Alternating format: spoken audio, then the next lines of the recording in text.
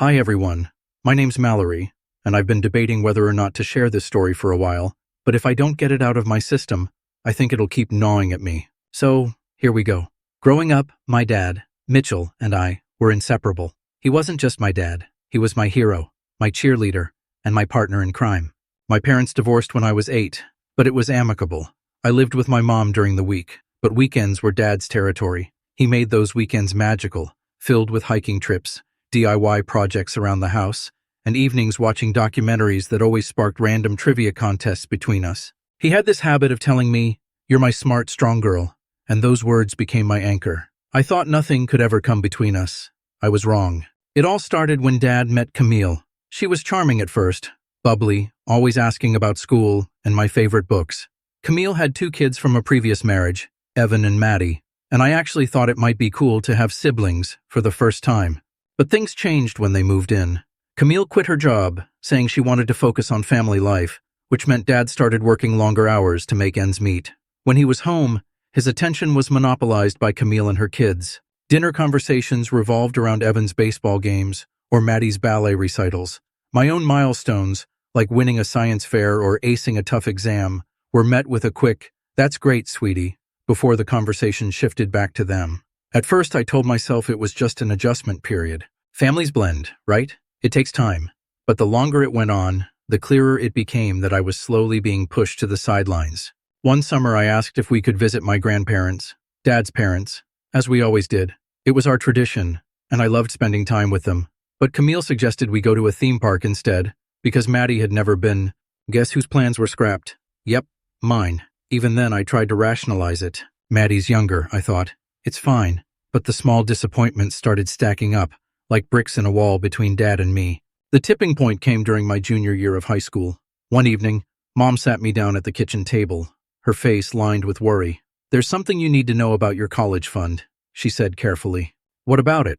I asked, feeling a sudden knot in my stomach. She hesitated, then dropped the bombshell. Dad had drained the fund to pay for Evan's private school tuition. Camille had convinced him that Evan was struggling in public school, and apparently, that justified using the money meant for my education. I sat there stunned, the weight of her words pressing down on me. "All of it?" I asked, barely able to get the words out. Mom nodded. "I'm so sorry, honey. I only found out because I asked him about it while we were sorting old paperwork. I thought you deserved to know." That night, I called Dad. My voice shook as I confronted him. "Is it true? Did you use my college fund for Evan's school?" He sighed, as if I were the one being unreasonable.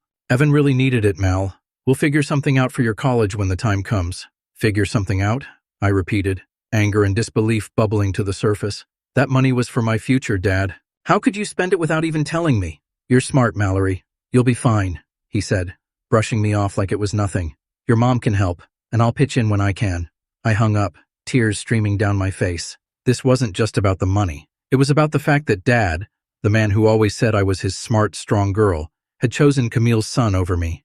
As I lay awake that night, staring at the ceiling, I couldn't shake the thought that I didn't matter to him anymore. The Dad I used to know, the one who made me feel like his whole world, was gone, and I wasn't sure I'd ever get him back. Little did I know, that was only the beginning. After the blow about the college fund, I tried to convince myself that maybe it was a one-time thing, a lapse in judgment on Dad's part.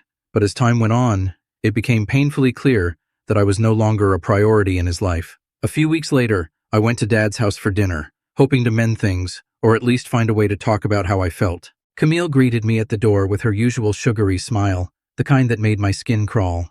"Well, look who decided to visit," she said, her tone laced with passive aggression. "Hi, Camille," I said, forcing a polite smile. "Is Dad around?" "Oh, he's in the backyard helping Evan with his baseball practice. You know how dedicated he is to those games," she replied, her words pointed as if to remind me that this was Dad's focus now. Dinner was exactly what I expected. Camille dominated the conversation, going on about Maddie's upcoming recital and Evan's prospects of making the varsity baseball team. Dad nodded along, completely engaged, while I sat there trying to find a moment to jump in. "Hey, Dad," I said, when there was finally a lull. "I got accepted into 3 colleges this week." "That's great, sweetie," he said with a quick glance in my direction before turning back to Evan. "Did you hear back from Coach Harris yet about your tryouts?" I stared at my plate, my appetite evaporating. It was like I didn't exist. The final straw that evening came when Camille announced a family camping trip. "We're all heading to the lake next weekend," she said, beaming. "It'll be nice to get away as a family." I blinked. "Wait, a camping trip? No one told me?" Camille raised an eyebrow. "Well, I didn't think you'd be interested, Mallory. You're so busy these days." "Camping was our thing," I said, looking at Dad. "We used to go every summer." He shrugged. "I didn't think you'd want to come. You've got your own life now." I clenched my fists under the table, holding back tears. "Right," I said, my voice trembling. "Because why would I want to spend time with my family?" That night, I sat in my car outside their house, trying to calm down before driving home. I couldn't stop replaying the dinner in my head, the way Camille had casually erased me from their plans, the way Dad didn't even notice. The pattern continued. A few months later, Dad's 50th birthday rolled around. I'd saved up to buy him a thoughtful gift, a book about way true history, something we used to bond over. When I showed up at his house to give it to him, I was met with a full-blown party I hadn't been invited to. The backyard was packed with people, extended family, neighbors, even Camille's coworkers. Dad spotted me and walked over, smiling. "Mallory, I didn't know you were coming. I didn't know there was a party," I replied, handing him the gift. His smile faltered for a second. "Oh, well, it was Camille's idea. She planned everything." Camille sauntered over, her voice dripping with faux sweetness. "We didn't think you'd want to come, Mallory. You're always so busy these days." I didn't stay long. I made small talk with a few relatives, forced down a plate of food, and left without saying goodbye. As I drove away, tears blurred my vision. I didn't even feel anger anymore, just exhaustion. The breaking point came a few weeks later when I got a second-hand text from a cousin letting me know about Maddie's engagement party, another event I hadn't been invited to. It was becoming a pattern. Birthdays, family trips, celebrations, each one a glaring reminder that I was an afterthought. I finally confronted Dad. "Why do you keep leaving me out?" I asked, my voice shaking. "It's like I don't even exist to you anymore." He sighed, his frustration palpable. "Mallory, not everything is about you. Camille's worked hard to bring this family together, and you're the one making things difficult. Maybe if you tried being more supportive, things would feel different." "Supportive," I said, my voice rising.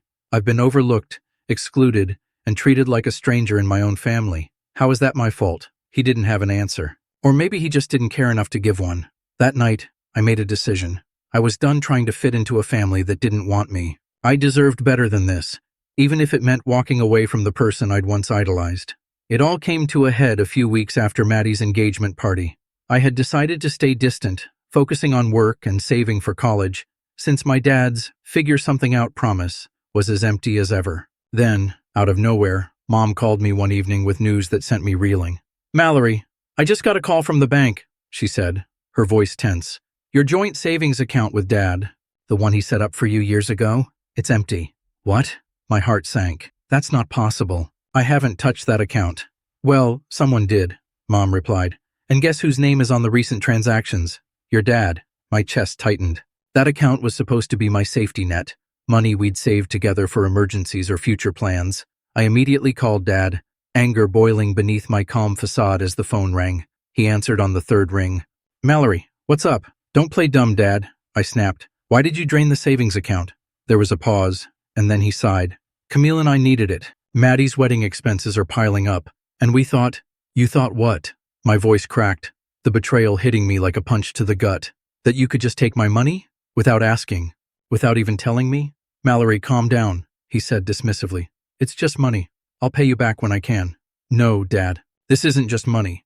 This is my future you keep stealing from. First my college fund, and now this?" My voice grew louder with each word. "Do you even care about me anymore? Or am I just a walking ATM to you and Camille?" "That's not fair," he said, his tone defensive. "Maddie's wedding is important, and I thought you'd want to help. Family helps each other." "Family?" I laughed bitterly, tears streaming down my face. "You haven't treated me like family in years. You've treated me like an outsider, like I don't matter. And you know what? Maybe I don't. To you." "Mallory, you're being dramatic." "Stop!" I cut him off, my hands trembling. "You don't get to tell me how to feel. You don't get to brush this under the rug like everything else. I'm done being your afterthought, Dad. You want to build a perfect little family with Camille and her kids. Fine, but I'm not going to be part of it anymore." "Mallory," he started, but I hung up before he could finish. The adrenaline coursing through me was quickly replaced by heartbreak. I stared at my phone, shaking as the weight of what I'd just done settled in. For years, I had tried to hold on to the version of Dad I grew up with, the hero who made me feel like I was his whole world. But that man didn't exist anymore. Maybe he never did. That night, I did something I never thought I'd have the courage to do. I drafted an email to Dad, laying everything out, how he'd broken my trust, how his actions had hurt me, and how I could no longer be part of a family that treated me as expendable. I told him I was cutting ties and that I'd be pursuing legal action to reclaim the stolen savings. As I hit send, a mix of emotions washed over me: anger, sadness, and strangely enough, relief. For the first time in years, I was standing up for myself, not hoping for scraps of love or attention, but choosing to walk away from the pain. The next day, I filed a claim with the bank to dispute the unauthorized withdrawals. I also reached out to Mom for support, and she was there for me, as she always had been, with a cup of tea and an unshakable belief in my strength. I didn't know what the future would hold, but I knew one thing: I was done being invisible. It was time to start living for myself. The fallout came faster than I expected. The morning after I sent the email, my phone started blowing up. First, it was Dad, his messages alternating between guilt-tripping and outright anger. "Dad, I can't believe you're doing this to us. We're family, Mallory. You don't drag family into legal battles." "Dad, you're acting selfish. I always thought you were better than this." "Dad, you're really willing to throw everything away over some money? Unbelievable." I didn't respond. I couldn't. Every word he sent was another stab to the heart, but I refused to let him derail me. Instead, I forwarded the messages to my lawyer, a quiet act of defiance that felt strangely empowering. By the afternoon, Camille joined in, predictably. Her text was dripping with venomous self-righteousness. "Camille, I've tried so hard to welcome you into this family, but you've done nothing but cause problems. Maddie's wedding is a once-in-a-lifetime event, and you're making it all about you. You should be ashamed." Ashamed? The word made me laugh bitterly. Ashamed was how I felt every time I sat at their dinner table, invisible. Ashamed was watching Dad spend my college fund on Evan, and then shrug off the consequences. If anyone should have felt ashamed, it wasn't me. The direct confrontation came 2 days later. Dad called, and this time I answered. "Mallory, what are you trying to do?" His voice was sharp, more anger than concern. "I'm trying to get my money back," I replied evenly, though my heart pounded. "You had no right to take it. You didn't even ask me. I told you, Maddie's wedding is important. Family helps family." I cut him off. "No, Dad. Family doesn't steal. Family doesn't make you feel like you don't matter. And family doesn't expect you to keep giving and giving while they take everything from you." There was a long pause. For a moment, I thought he might apologize, but instead, he sighed. "You've changed, Mallory." I felt a lump rise in my throat, but I swallowed it down. "No, Dad, I haven't changed. I just finally realized I deserve better than this." His silence was deafening, and when he finally spoke, his voice was cold. "If that's how you feel, maybe it's better if you stay out of our lives." The words hit me harder than I expected, even though I knew they were coming. My voice cracked as I replied, "Maybe it is." I hung up before he could say more, tears spilling down my cheeks. It was like ripping off a Band-Aid that had been holding together a wound I'd ignored for years. The pain was raw, but there was relief in it too, a freedom I hadn't felt in so long. The days that followed were quiet. Camille took to social media, posting thinly veiled digs about ungrateful family members and toxic behavior. Extended family members began reaching out, some supportive, others siding with Dad and Camille. I stayed focused. I worked extra hours at my job, met with my lawyer, and started applying for scholarships with renewed determination. Mom became my rock, her unwavering support, a balm to my wounded heart. Every time I doubted myself, she reminded me why I'd stood up in the first place. "You've been through enough, Mallory," she said one evening as we sat at the kitchen table. "This isn't about money. It's about respect. And you deserve that, even if they can't give it to you." She was right. The more time passed, the more I realized I wasn't just fighting for what was owed to me. I was fighting for my worth, my place in the world, outside of their shadow. One night, as I sat in my small apartment drafting yet another scholarship essay, I felt something I hadn't in years: peace. I wasn't waiting for Dad's approval anymore. I wasn't bending over backward to fit into a family that didn't want me. I was building my own life, on my terms. I didn't know if Dad would ever regret his choices, or if Camille would ever stop painting me as the villain. But I knew one thing for sure.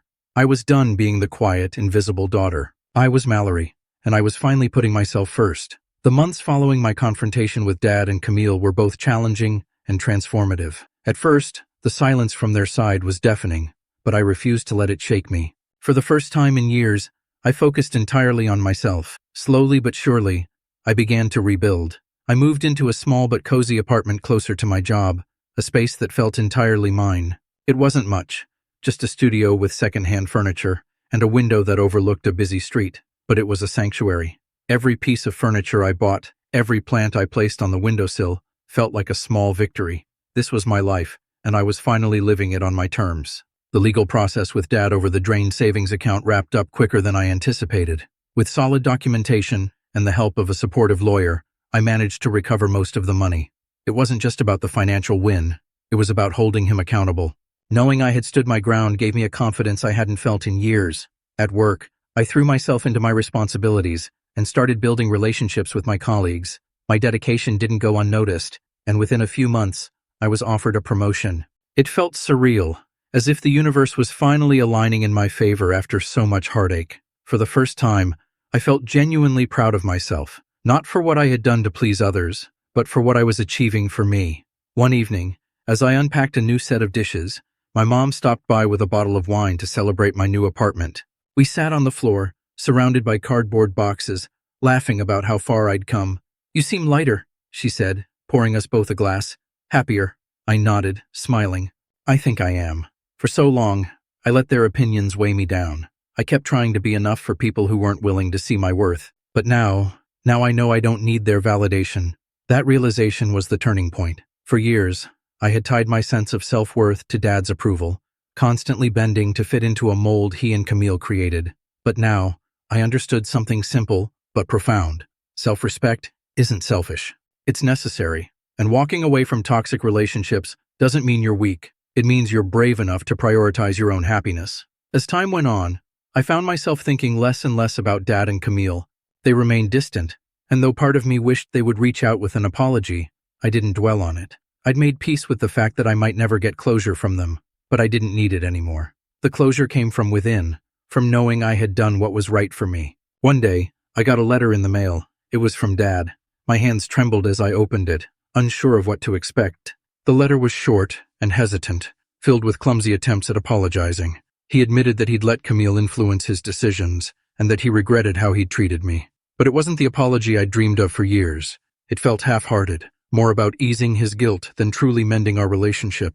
I didn't respond, not because I didn't care, but because I wasn't ready.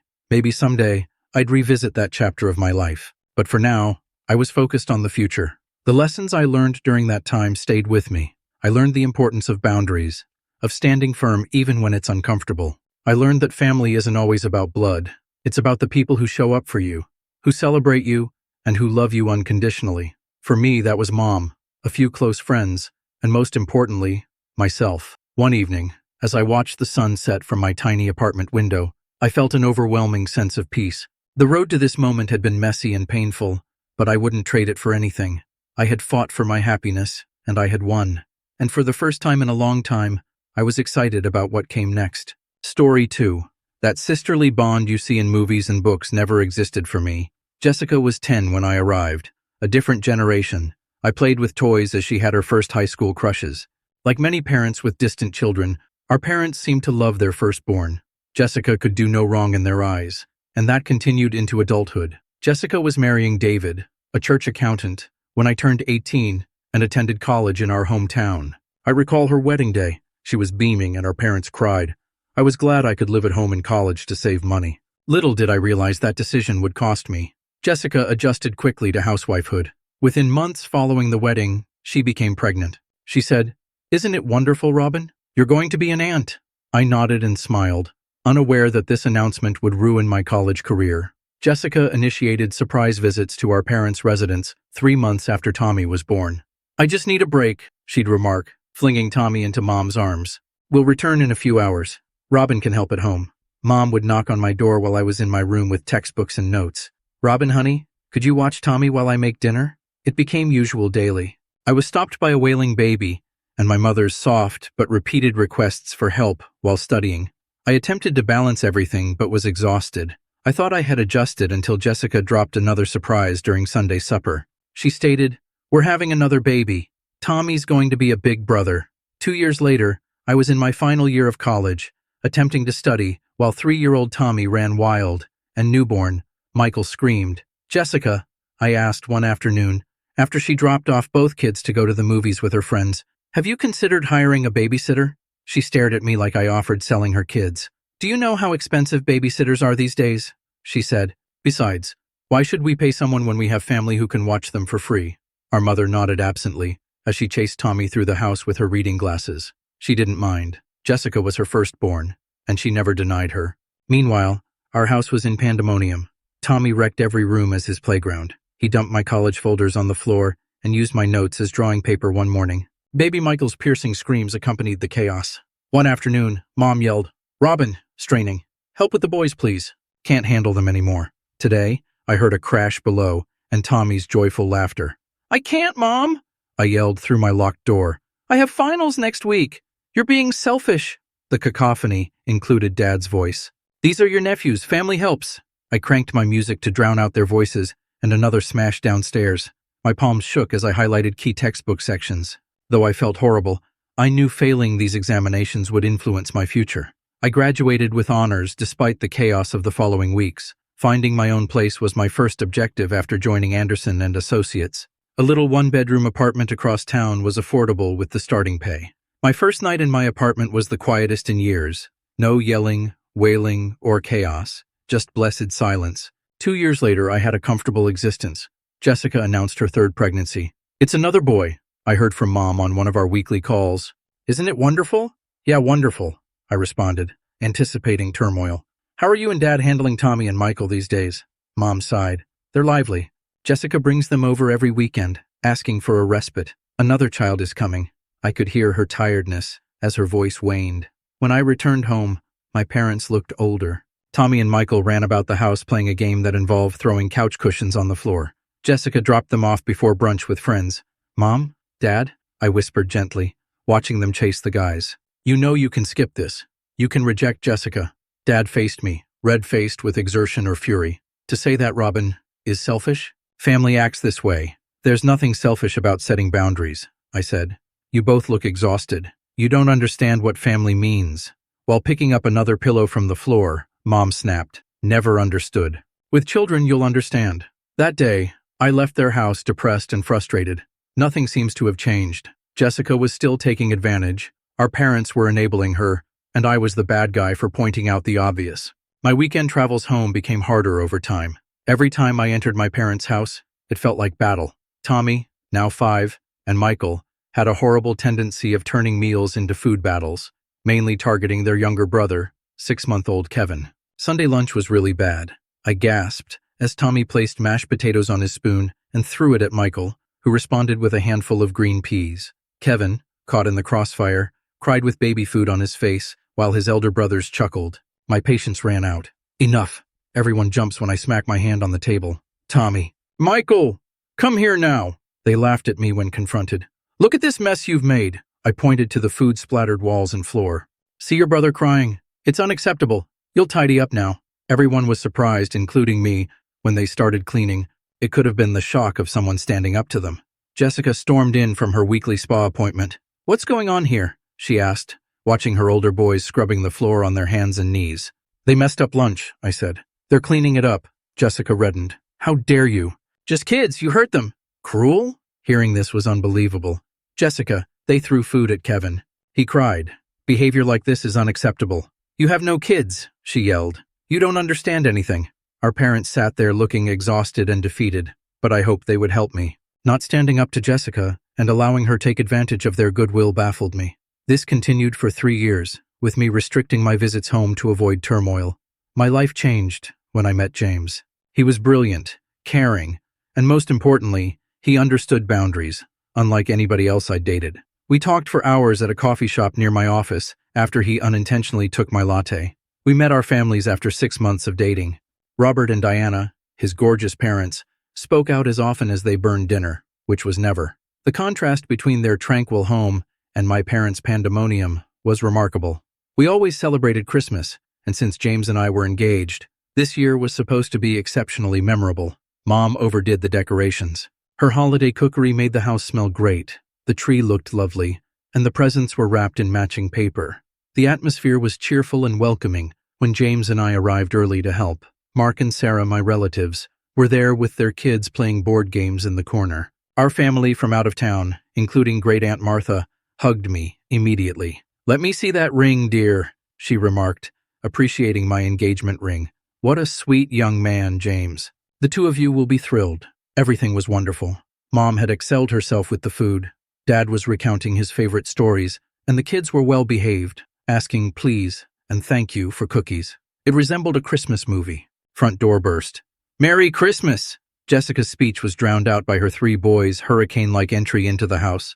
8-year-old Tommy dashed into Great Uncle George, nearly knocking him over. 6-year-old Michael chased his cousins, who were reading on the couch. Kevin, 3, was yelling uncontrollably. "Boys will be boys!" Jessica laughed while David glanced at his phone, seemingly unconcerned. Tommy and Michael found the gifts under the tree before anyone could stop them.